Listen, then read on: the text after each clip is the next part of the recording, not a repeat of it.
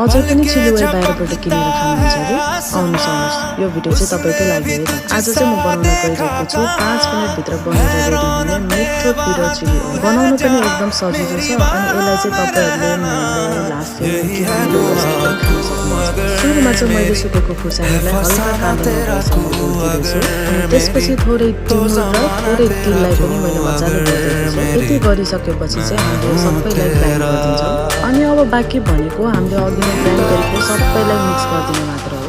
त्यो सबैलाई हालिसकेपछि चाहिँ अब हामीले थप्ने भनेको मसिनो गरेर काटेको लसुनलाई हो अनि त्यसपछि स्वादअनुसार नुन हाल्नुपर्छ। अब लास्टमा भनेको एउटा फ्राइङ प्यानमा तेल लिएर त्यसलाई मजाले तताइदिने अनि तेल तातिसकेपछि बाँकी भनेको चाहिँ झ्वाइँ गरिदिने। तेल हालिसकेपछि चाहिँ टिमुर लसुनहरूको यस्तो मिठो बास्ना आउँछ नि अनि बाँकी भनेको यो सबैलाई मजाले मिक्स गरिदिने अनि तपाईँहरूलाई केमा स्टोर गर्न मन लाग्छ त्यसमा स्टोर गर्ने। यो चिली ओइल चाहिँ फ्रिज बाहिर राख्दा पनि मिल्छ है। अनि रेडी हाम्रो चिली ओइल।